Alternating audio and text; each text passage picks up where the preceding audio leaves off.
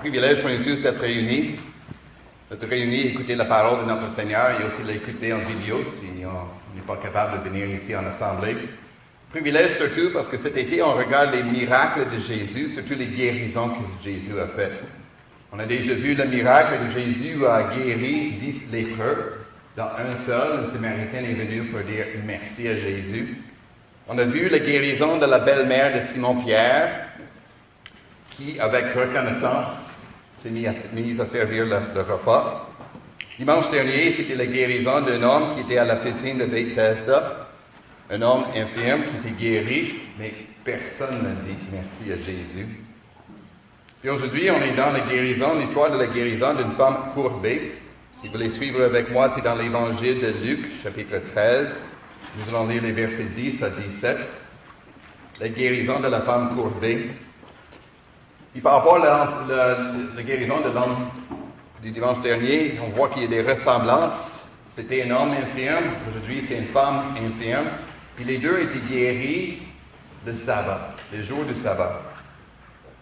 Mais ce qui est central dans tout cela, c'est Jésus.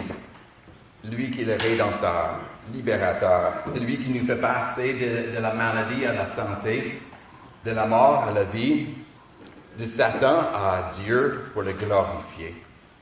Alors, écoutons cette parole. Jésus enseignait dans une des synagogues le jour du sabbat. Or, il y avait là une femme habitée par un esprit qui la rendait infirme depuis 18 ans. Elle était courbée et ne pouvait pas du tout se redresser. Lorsqu'il la vit, Jésus lui adressait la parole et lui dit, « Femme, tu es délivrée de ton infirmité. » Il posait les mains sur elle. Immédiatement, elle se redressa et elle se mit à célébrer la gloire de Dieu. Mais le chef de la synagogue, indigné de ce que Jésus avait fait une guérison un jour de sabbat, dit à la foule, « Il y a 6 jours pour travailler. Venez donc vous faire guérir ces jours-là, et non pas le jour du sabbat. » Le Seigneur lui répondit en ces termes, « Hypocrite, le jour du sabbat, chacun de vous ne détache-t-il pas son bœuf et son âne de la mangeoire pour le mener boire? Et cette femme, qui est une fille d'Abraham, et que Satan tenait attachée depuis 18 ans, ne fallait-il pas la délivrer de cette chaîne le jour du sabbat? » Ces paroles remplirent de honte tous ses adversaires, et la foule entière se réjouissait de toutes les merveilles qu'il faisait. Amen. Prions notre Dieu pour qu'il bénisse cet enseignement. Notre Dieu, ta parole, c'est la vie, parce que ta parole nous parle de Jésus, la parole vivante. Et nous venons ce matin rencontrer Jésus, le rencontrer de nouveau. Et nous voulons connaître la guérison que Jésus apporte. Nous voulons connaître la délivrance. Et Seigneur, amène nos cœurs à être pas seulement libérés, mais aussi remplis de joie. Joie pour ta bonté envers nous. Amen. Il y a 2 semaines, j'étais dans les rues de notre quartier, j'ai marché dans les rues, puis je voyais de l'autre côté, sur le trottoir, une femme qui marchait. Une femme courbée, littéralement courbée. Elle était courbée, elle avait 2 cannes pour marcher tranquillement. Puis je voyais à un moment donné qu'elle se levait, elle levait la tête pour voir où elle était rendue. De loin, je lui ai envoyé la main, je lui ai dit « Salut ». Je ne suis pas sûr qu'elle m'a vu. C'est sûr, elle n'a pas réagi. Elle n'a pas pu me saluer de sa main, parce que ses 2 mains étaient prises avec une canne. Un instant.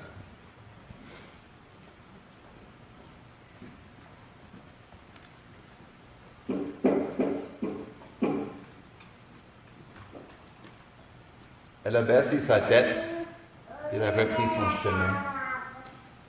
Puis dans ma tête, ma première pensée, c'était, je vais faire attention quand je suis assis au bureau pour ne pas avoir un dos courbé comme ça. Je vais faire attention à mon dos.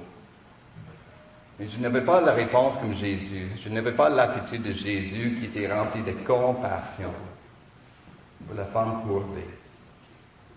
C'est sûr, je ne suis pas capable de guérir, je n'ai pas le don de guérison. J'aurais pu prier pour elle.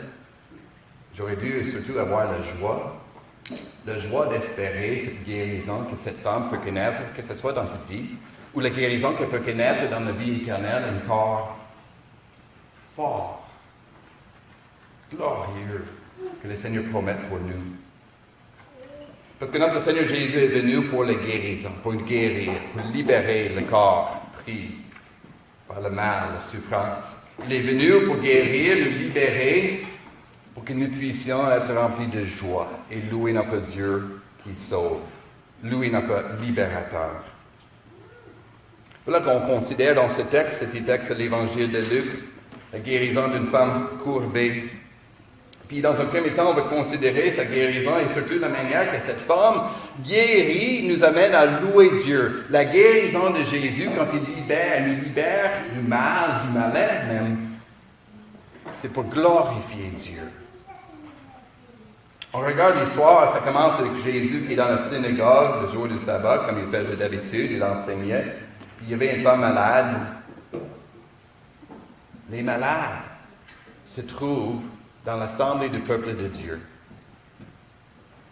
Les malades se trouvent dans l'assemblée du peuple de Dieu. On devrait avoir dans nos églises ceux qui sont malades.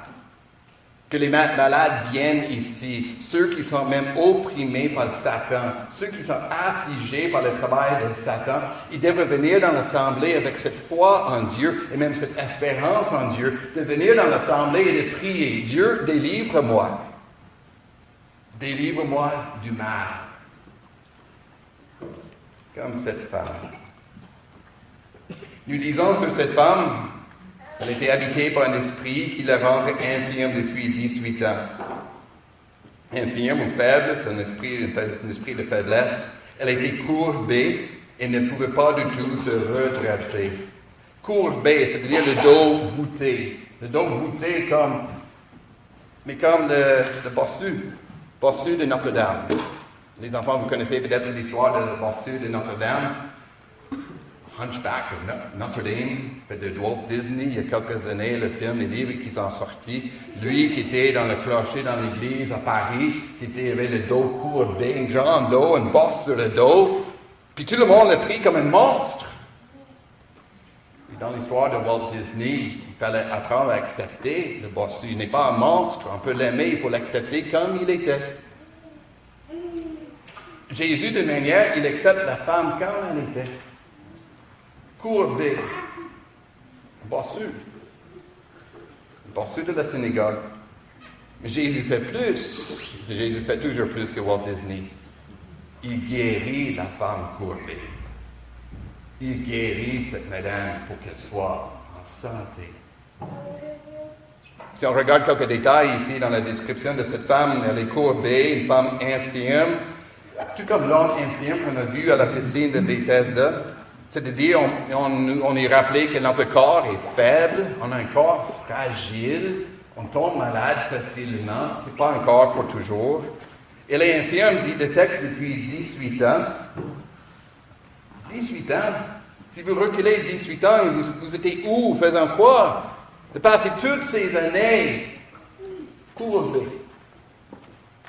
Difficile, les difficultés de survivre, se déplacer. Il n'y avait pas l'aide sociale comme nous avons de nos jours. Mais aussi de vivre avec cette honte sociale, d'être mal vu par les autres. Les autres ne veulent pas te parler, et probablement pour les Juifs, qui disaient probablement cette femme a péché.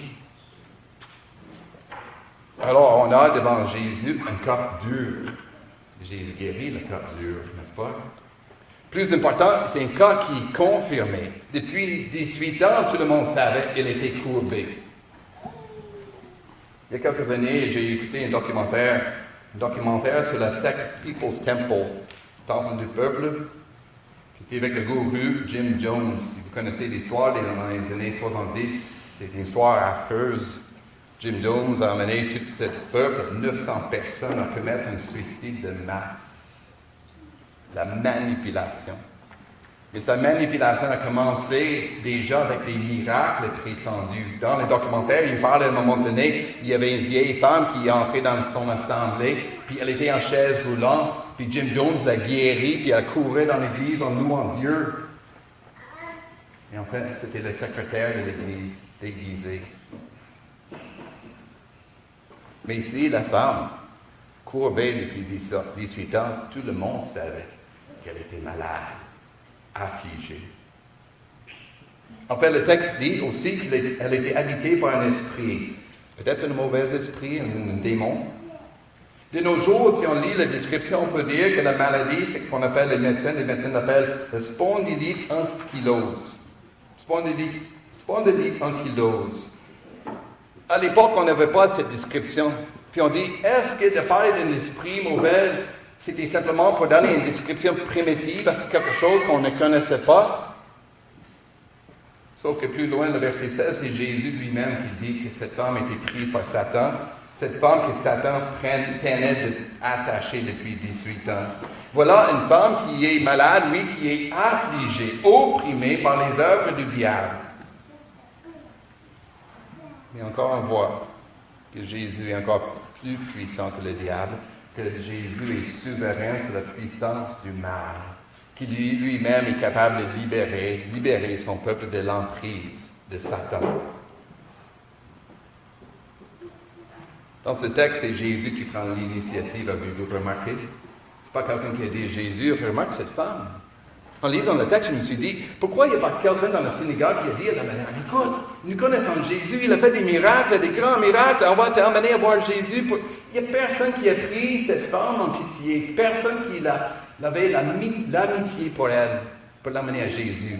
C'est Jésus plutôt qui prend l'initiative. Jésus rempli de compassion pour cette femme, une femme infirme, une femme âgée, négligée, opprimée par Satan. Il a dit à la femme, femme, tu es délivrée de ton infirmité. Délivrée, littéralement, détachée. Tu es libérée. Tu es libérée de cet attachement, de cette chaîne, de cette maladie, de cette affliction. Puis comme Jésus faisait souvent, il ajoute à sa parole, sa déclaration, il ajoute un geste. Il lui pose les mains. Verset 13, il posait les mains sur elle et immédiatement elle se redressa. On se rappelle, comme on a vu les autres dimanches, c'est quoi un miracle? C'est la guérison qui est immédiate et complète.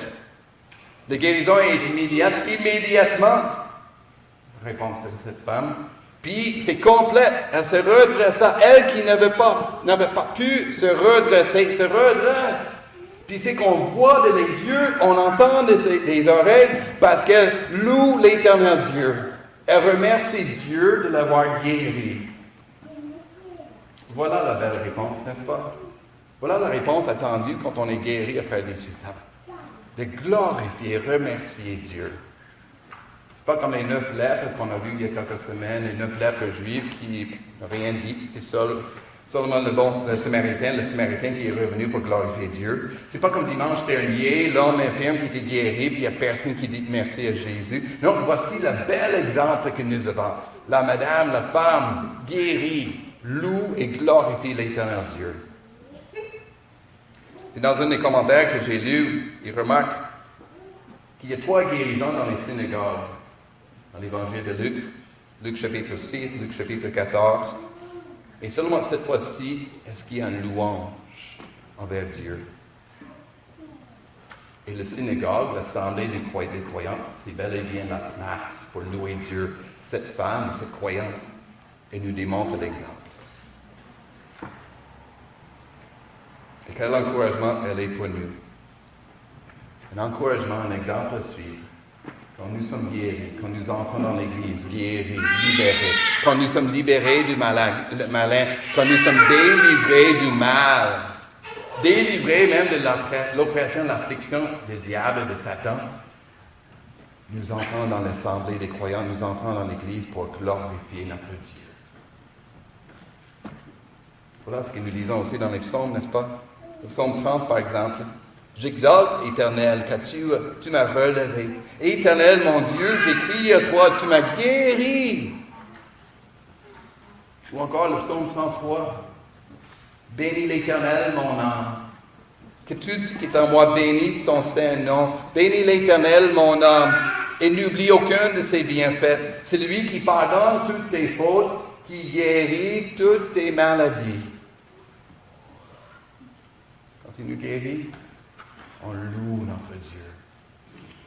C'est comme les enfants, n'est-ce pas? Quand on reçoit un bienfait, qu'est-ce qu'on dit? On dit merci. On remercie notre Dieu qui nous guérit, qui nous libère. La guérison, c'est pour nous amener à glorifier Dieu. La guérison a pour but pour nous amener à glorifier, remercier Dieu.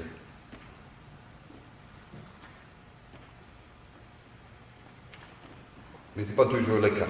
Pas tous. Il y a ceux qui vont, disons, gâcher la fête, n'est-ce pas? Comme on vous dit dans cette histoire. Quelqu'un qui ne se réjouit pas, qui ne remercie pas Dieu, le chef de la synagogue. On arrive donc dans un deuxième aspect de cette histoire. Un deuxième point pour nous, c'est simplement qu'il y a un débat.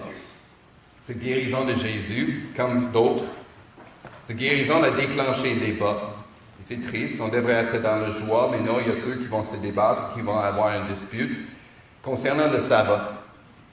Mais Jésus en profite, il en profite pour donner un enseignement précieux sur le sabbat. Lui qui est le Seigneur du sabbat, il nous apprend pourquoi nous avons ce jour de sabbat de repos. Parce que le sabbat est une délivrance. Et cela devrait être une délivrance joyeuse. La deuxième chose qu'on veut considérer ce matin. Si vous êtes dans votre texte, on est au verset 14. Celui qui gâche la fête, c'est le chef de la synagogue. Il est indigné, irrité, fâché. Il est fâché de ce que Jésus avait fait une guérison le jour de sabbat. Il dit à la foule, c'est intéressant, il parle à la foule, il n'ose pas attaquer Jésus directement. Il dit à la foule, il y a 6 jours pour travailler, venez donc vous faire guérir ces jours-là, et non pas le jour du sabbat. Puis on peut imaginer, la foule disait, ah oui, il a raison, n'est-ce pas? On peut venir demain pour faire guérir nos malades. Mais Jésus s'oppose, il s'oppose avec force, disons, à ce que disait le chef, verset 15. Hypocrite, le jour de sabbat, chacun de vous détache-t-il pas son bœuf et son âne de la mangeoire pour le mener boire? Puis encore la réponse est oui, tout à fait. C'était même dans la loi de Moïse, Exode chapitre 23, le verset 12, que c'est par miséricorde, compassion pour les bêtes qu'on les amène à boire. Mon père est cultivateur, mon frère aussi, puis ils sont aussi des croyants très zélés pour le repos de sabbat. Si le dimanche, il y a du foin dans les champs, puis ici on annonce la pluie, il dit, ah, c'est le jour de repos, on va le chercher lundi, mardi, c'est pas grave. Mais les vaches, on les nourrit les dimanches. On travaille pour nourrir les vaches, on fait la traite. Parce qu'une vache qui ne vit pas la traite le dimanche matin n'est pas une vache contente. Il faut faire la traite le dimanche. Par compassion pour les animaux. Si c'est ainsi que nous traitons les animaux domestiques, encore plus les humains, dit Jésus, surtout elle qui est membre de la famille de Dieu. Jésus dit, verset 16, cette femme, elle qui est une fille d'Abraham, elle qui est une femme, membre du peuple de Dieu, elle qui appartient à l'Éternel Dieu, rappelons-nous, elle est dans la synagogue. Même si elle est malade, elle vit sa foi avec une espérance en Dieu en venant dans la synagogue pour l'écouter, l'adorer, le prier. Elle, cet enfant de Dieu, que Satan tenait attaché depuis 18 ans, ne fallait-il pas la délivrer de cette chaîne le jour du sabbat? Oui, il fallait. Notre traduction cache un peu une ironie dans ce texte. On a parlé de détacher un bœuf et un âne. Le texte dit, ne fallait-il pas délivrer, la délivrer littéralement, ne fallait-il pas la détacher? Si les bêtes sont détachées, ne fallait-il pas aussi détacher cette femme enchaînée par le diable? Ben oui, il fallait la libérer. La libérer, la délivrer du malin de Satan, de la souffrance. Ce qui est intéressant dans ce texte, c'est que Jésus insiste sur la nécessité de guérir le jour du sabbat. Ce n'est pas interdit, comme disait le chef de la synagogue. Guérir n'est pas simplement permis le jour du sabbat, comme on peut voir dans d'autres guérisons. Ici, Jésus dit que c'est une nécessité. il faut guérir.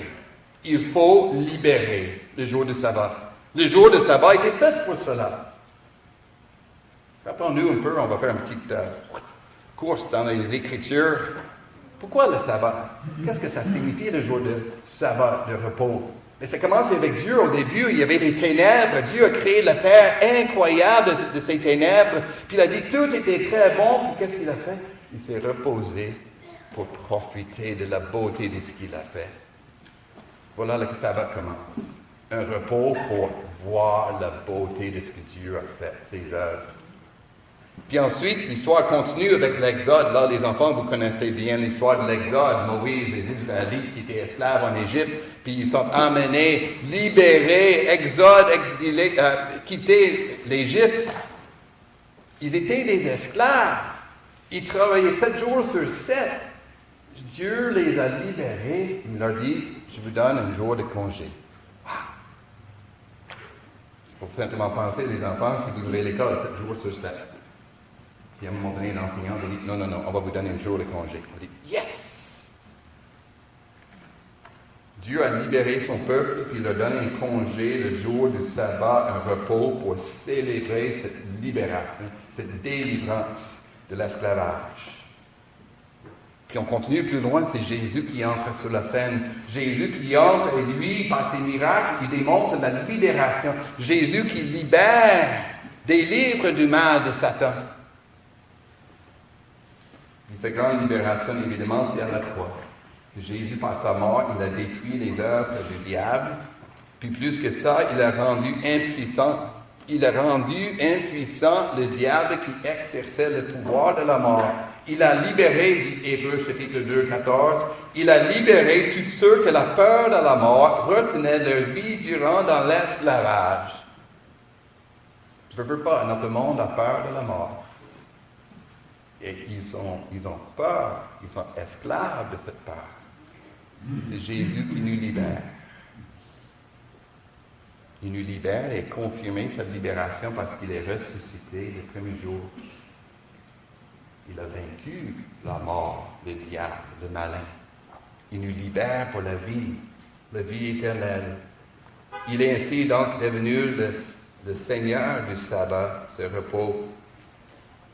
Il est revenu à la vie le premier jour de la semaine et donc notre sabbat est devenu le dimanche. Le dimanche, nous célébrons que Jésus nous libère, nous promet la résurrection de notre corps, un corps incroyable et glorieux. Il a aussi donné le premier jour de la semaine le Saint-Esprit, l'Esprit de la vie, l'Esprit de la vie libérée et cet esprit de la joie pour cette libération. Tout cela est en prévision de la vie éternelle. Qu'est-ce que c'est la vie éternelle? C'est la grande libération, n'est-ce pas? Nous sommes libérés de tout mal. Nous sommes libérés du malin, de Satan. Nous sommes libérés de toute maladie. Nous sommes libérés de la mort. Et cette grande libération est une libération de repos, mais un repos qui est joyeux. Un grand repos joyeux dans la présence de Dieu. Puis à la lumière de ce sabbat, de cet enseignement sur le sabbat, Jésus dit, il faut que le jour du sabbat, que cette femme soit guérie. Il faut qu'elle soit guérie, libérée, détachée, parce que je suis venu pour vous libérer. Le sabbat a pour but que nous soyons détachés, libérés. C'est notre jour de libération. Dimanche, c'est notre jour de rédemption. Et comment est-ce qu'on répond à cette libération?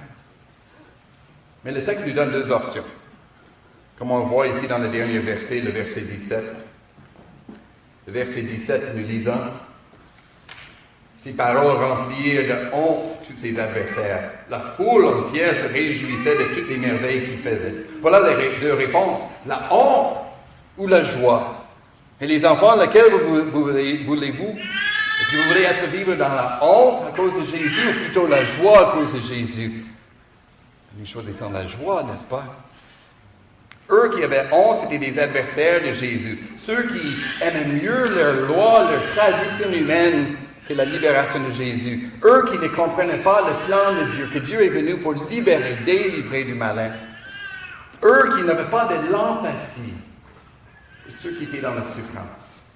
Eux qui se croyaient bons et corrects. Eux qui ne croyaient pas avoir besoin d'être aidés, détachés, libérés, délivrés du malin. Ceux-là, ils avaient honte. Et ils auront toujours honte. Honte surtout de ne pas connaître la libération que Jésus donne. Eux, ils ont honte parce qu'ils sont toujours attachés. Ils sont toujours enchaînés du mal. Et alors, ils restent malheureux. Mais les autres sont dans le bonheur, dans la joie, comme cette foule. La foule entière se réjouissait de toutes les merveilles que Jésus faisait. Notre traduction dit, tandis que le peuple était enthousiasmé de voir accomplir toute œuvre merveilleuse, les œuvres merveilleuses de Jésus. Puis leur joie est continuée jusqu'à l'entrée à Jérusalem, l'entrée triomphale, puis ils louaient, célébraient Dieu pour tous les miracles qu'ils auraient vus, les miracles de Jésus. Pour ceux qui sont dans la joie, c'est ceux qui comprennent c'est quoi le plan de Dieu. Ils comprennent le plan de la libération de Dieu. Ils comprennent ce plan de délivrance, la manière que Dieu nous sauve. Ils voient la manière que Dieu guérit. Ils voient la manière que Dieu libère les autres. Puis eux-mêmes, ils le vivent. Ils le vivent personnellement, comme cette vieille femme courbée. Ils comprennent qu'ils étaient opprimés par Satan. Ils étaient affligés par la nappe. Que Jésus les a libérés. Il les a délivrés de cet esclavage pour qu'ils soient enfants de Dieu.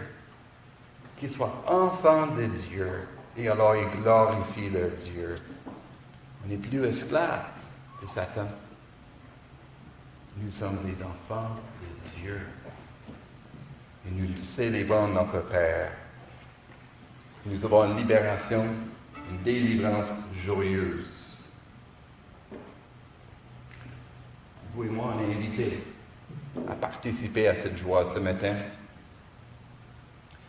Vous et moi, on est invités à être délivrés, libérés, d'être détachés de cette chaîne. Oui, d'être délivrés d'une maladie, ici, dans cette vie-ci, ou sinon dans l'éternité.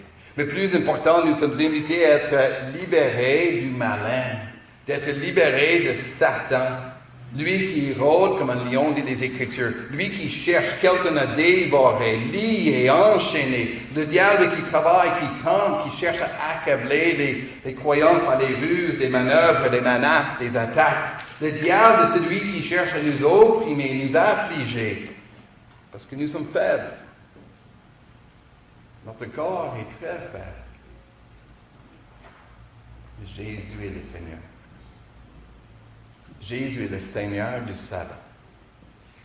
Jésus est le Seigneur qui nous libère. Il nous libère de tout mal. Il nous délivre du malin. Il nous délivre de Satan. Et c'est la raison pour laquelle nous confessons que Jésus est notre libérateur. Et nous nous réjouissons. Nous nous réjouissons de toutes les merveilles qu'il fait dans notre vie.